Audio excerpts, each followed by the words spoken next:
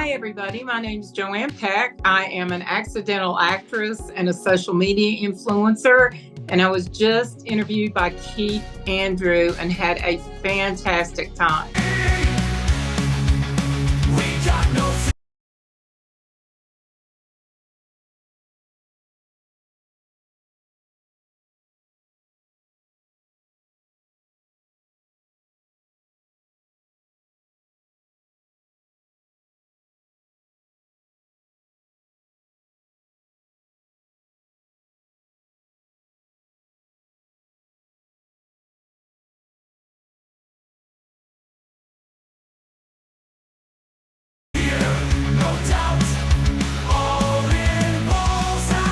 Ladies and gentlemen, I'm your host, Keith Andrew, and this is season 12, number 26.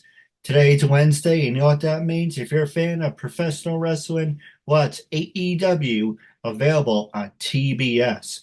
Also 26.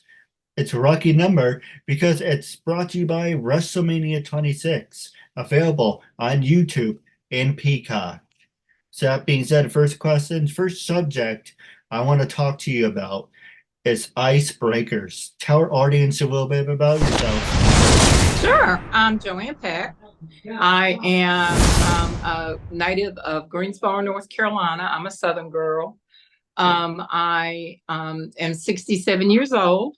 I started acting just a little over 2 years ago, and I've been very fortunate to be part of and even starring in some amazing movies.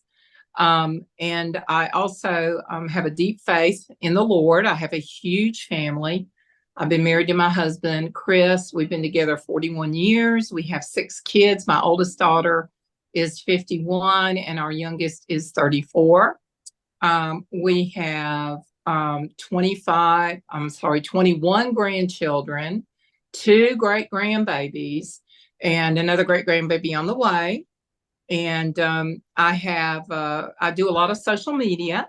So right now, my big success, I have a page called Celebrate the 12 Days of Christmas. And I'm right at 32,000 followers.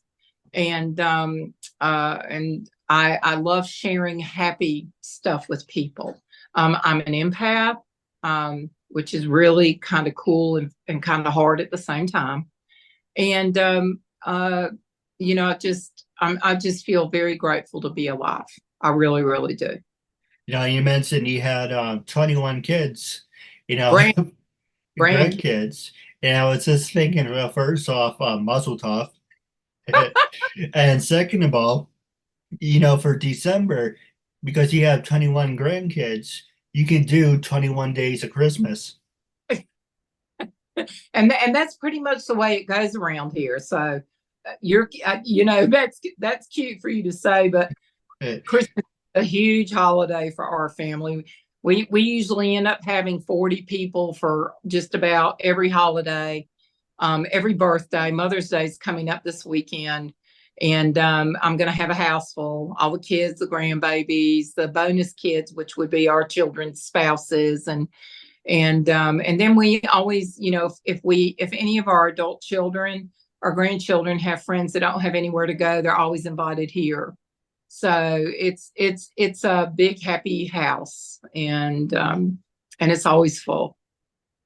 I love that. What would you say? Not to sound like an oxymoron, would you say Southern hospitality?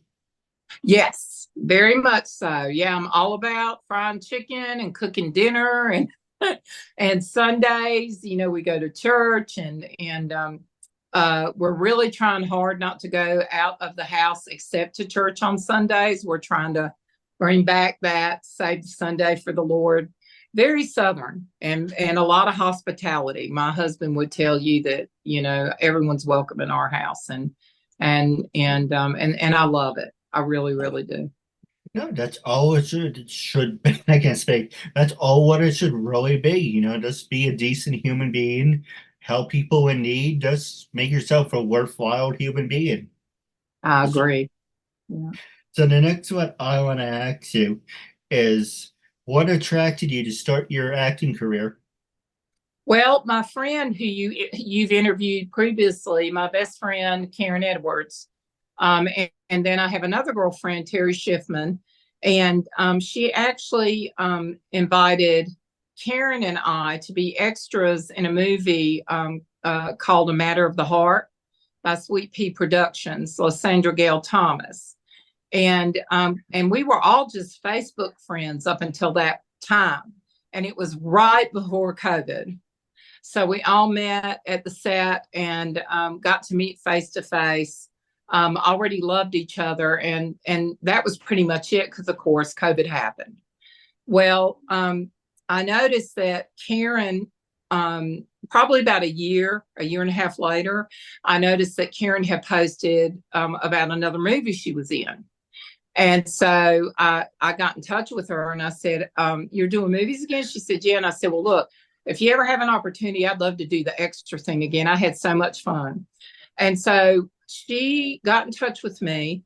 She told me that a director producer, James Fox, needed some backgrounds for his short film called The Prize Fighter. And so we went, it was here in North Carolina, and we traveled about an hour, and we went and did that, and really enjoyed it. And then she got back in touch with me, and she said she had another opportunity.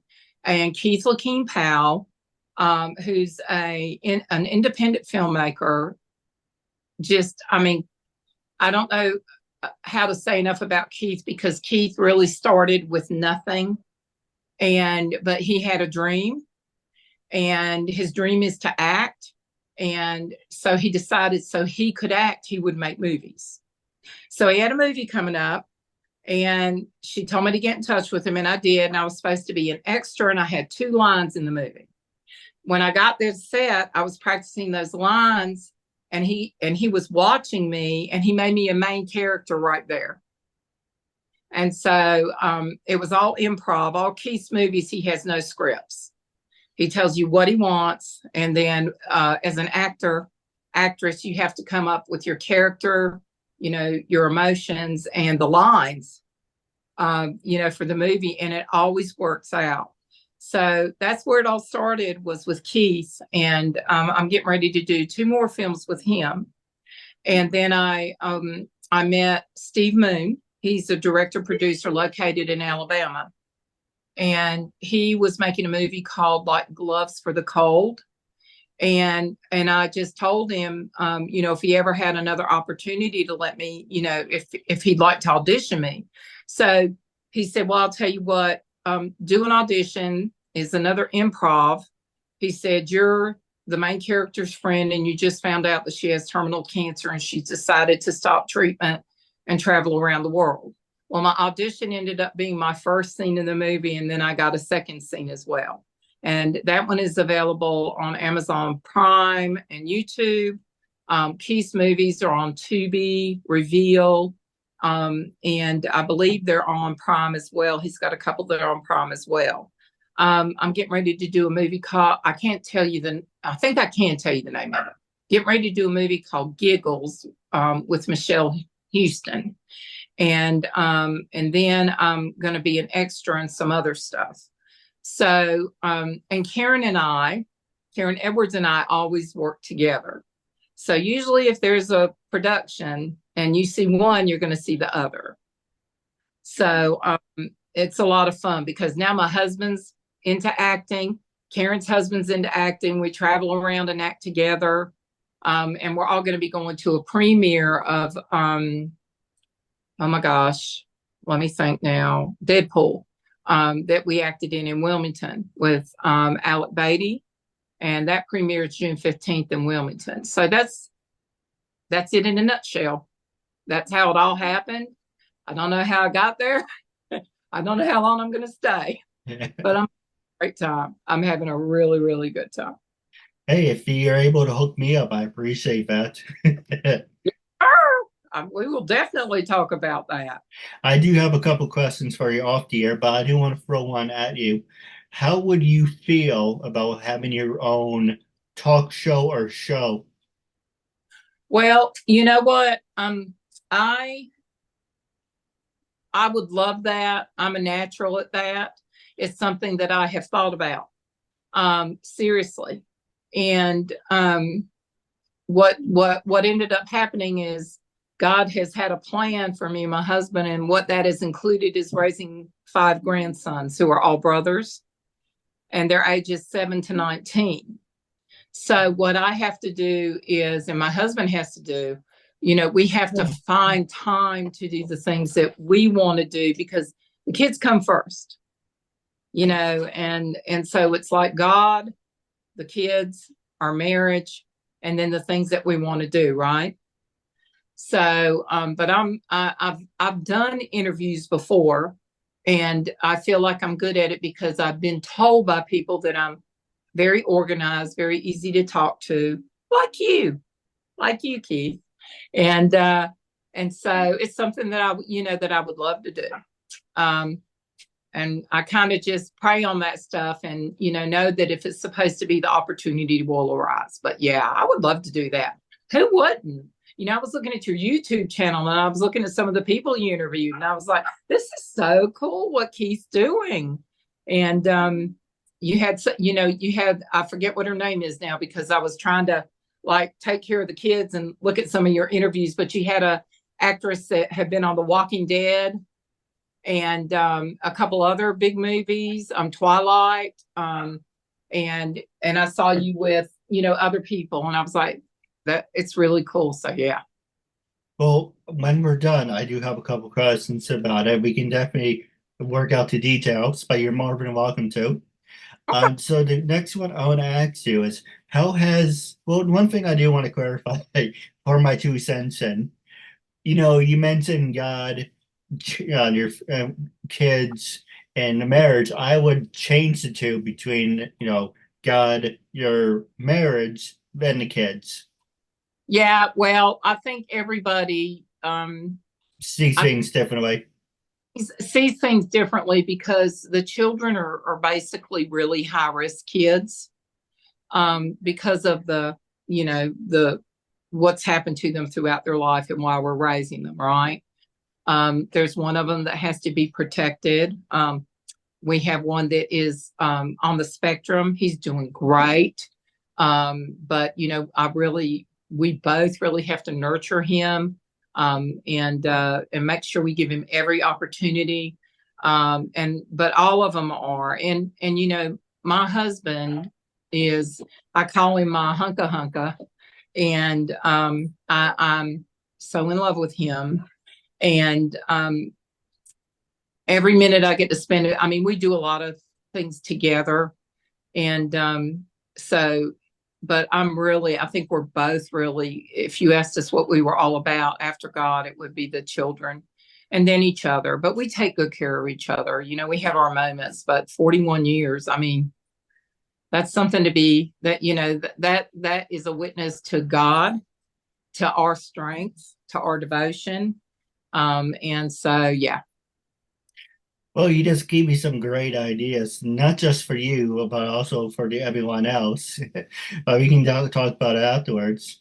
And the first question I want to I want to ask you the first question. What is the biggest change you want to make in your acting career? I want to do a lot of faith-based stuff and a lot of family stuff.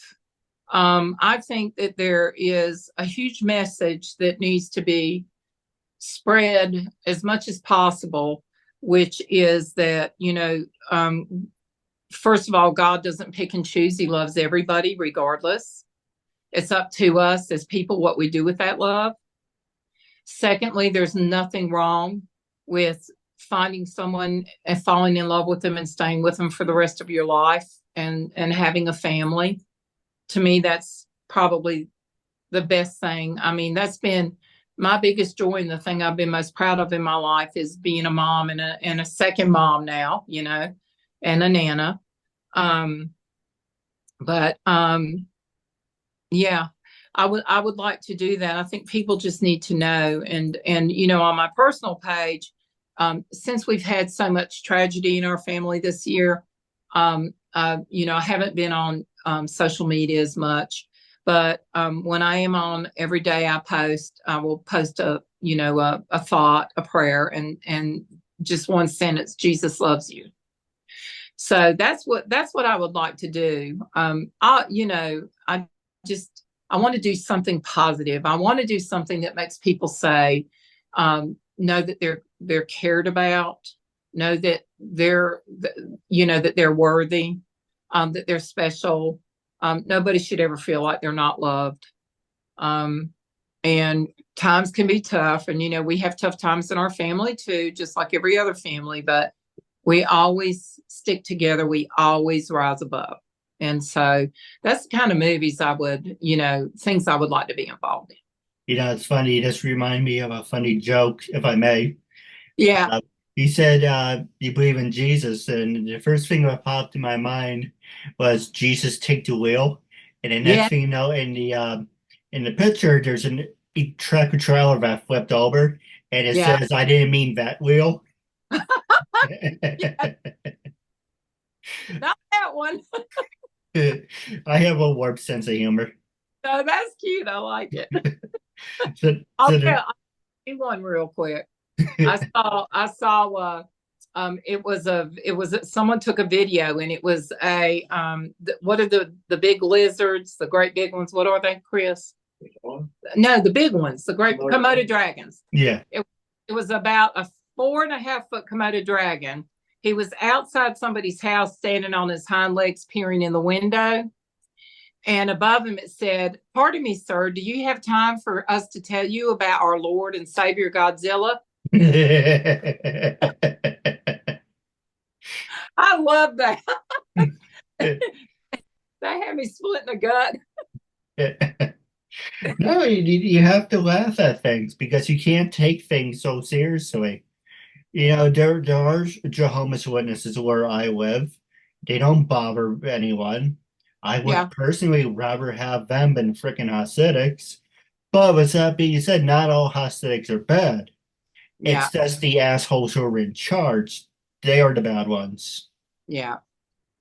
But you can say that about anything. But the next one I want to ask you is how has COVID-19 impacted your life? And do you see life in a different point of view? Now, I'm going to be brutally honest about this, okay? I have a big problem with COVID, and I have a big problem with the fear and the terror that was created and the things that happened to people. My family and I, let's see, the December after, I remember when COVID happened, that Mother's Day was, no, Easter was coming up. And so I told everybody, I said, well, we can't get together because of COVID. And so we didn't get together because of Easter. But then, I don't watch the news, right? I quit watching the news like almost 9 years ago, and I I get don't my, watch it either. yeah, from independent news sources. And so we were still living life. And so it wasn't actually until the following Christmas, and we all got together, and my oldest boy had a little bit of a scratchy throat. And lo and behold, the whole freaking group got COVID. And so we got COVID, and then we were over COVID. And none of us had to go to the doctor. It wasn't any fun. It was nasty, it really was like, I mean, I hadn't had the flu in 40 something years, but I remember how the flu felt. And I was sick as a dog, and I was pretty sick. The only good part about it was the Hallmark Christmas movies were still on. So I would get up, make coffee, feed the kids, lay on the couch, and watch Hallmark all day. And you can curse, by the way. It's uncensored freedom of speech, self-expression. Oh, thank you. And so we did not vax, and we didn't do any of the vaccines, and we don't believe in them, but we don't judge anybody else. Like my very best friend in the world is my sister-in-law, and her husband, my husband's brother, is the one that died in January. But they got it, and my nieces and my nephew got it. Unfortunately, one of my young nieces ended up with Bell's palsy. And we supported that because we knew that, my husband's brother, my brother-in-law had diabetes and he was an amputee. My sister-in-law has fibromyalgia, but I remember when my niece got the Bell's palsy, her doctor said no more. He said, don't do it again. And she didn't. So, as far as I know, with the exception of Cole, all of us have only had it one time. And we just kept living life. Now, we did mask up when we went out in public because we had respect for other people. And we knew that a lot of people were afraid. And we didn't want to add to that fear. But we never stopped living life. And you shouldn't have to. No. And how did it change me? It made me realize that you can make people believe anything you want them to believe if you try hard enough. And I saw that happen with COVID. And I was heartbroken because there were so many people who died. And the thing that broke my heart the most was children who passed away, not from COVID, but from cancer and, all these other things. And they couldn't even have their parents with them. And I'm just glad that we're at, where we're at now. And I think a whole lot of people realize, and what they said wouldn't happen was what ended up happening. Was everybody caught it and most people got immunity. And so it was sad. To me, it was just sad. It really was. For me, I'm for being vaccinated. If people were vaccinated when it first happened, when it first came out, we theoretically, I'm not freaking psychic or anything. Supposedly, we could have gotten rid of it, but because people didn't get vaccinated, and let me ask you this: Yeah. do you think, everything in Atlantic and the Antarctica melted and they finding all these, those things were frozen for like thousands of years. So you don't know what was frozen in the ice. And now with everything being released at once, you look at the common virus, it evolves and then it dies off. This, freaking thing is always evolving, and it's scary because it came, for me anyway, I believe it came from a lab because this thing could have died already, and it's as soon as you think you're going to beat it, it evolves into something else, and it gets stronger instead of weaker. That's the scary part. Well, and I respect that. I respect how you feel, but Keith, I have friends who got the vaccine right off and every booster afterwards, and they've had COVID 6 times, and they get sick as a dog every time they get it. And so I don't know about that part of it. Here, nobody's getting sick. I live in Greensboro, North Carolina, and nobody even talks about it anymore. It's just nobody even talks about it anymore. There's every once in a blue moon, you might see an elderly person or somebody else with a mask on, and nobody, we're not, our hospitals were, my daughter was in the hospital dying almost during COVID, and I was up in the hospital all the time, and she was on a hall and half the beds were empty. There are a lot of observances that that I was able to see, and a lot of observances I was able to make. Now, if someone thinks that the vaccine, and if you feel that way, I respect that. But that's not, that's just not how I feel, because I've had too many people close to me that got the vaccines and all the boosters, and they keep catching it again and again. And it doesn't, don't do that. It doesn't, that it never knocks them out. They haven't had to go to the hospital or anything. I know that people have, that there's people who are high risk and they have broken down immune systems, and I certainly acknowledge that. but they get it, and they're sick for a week. My grandson Cole, who I was telling you about, we took him to the doctor because we thought he might have strep throat. And it was really kind of funny because she swabbed his throat and she said, well, she came back, she said, doesn't have strep. And she asked him, she said, so the only thing that's bothering you is you've got a stuffy nose? No, a headache. He said, yeah, and I can't smell anything. And we both looked at each other, and she said, and we both at the same time said COVID. And so she swabbed him, he had it, and he came, so she wouldn't let him go to school for 5 days. And all he did was play. I mean, that's all he did the whole time was play. He got a free 5 days out of school, right? But I know there were people that got very sick from it. I know there are people that died from it. I'm not disputing that at all. And I hope that the vaccine has worked for some people.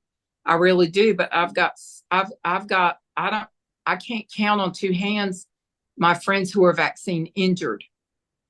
And we were in church a couple of weeks ago, and one of my girlfriends came up to me, and she was very pro-vaccine, and she now has cardiac problems. She got the vaccine in one booster, and her heart went to hell in a handbasket. And so I've got a lot of friends who are vaccine injured. So, you know what I think about this, Keith? I think it's a discussion that we're probably all always going to have. And that's okay. That's okay. And I think that's what it's supposed to be like. We're supposed to be able to talk about this stuff, right?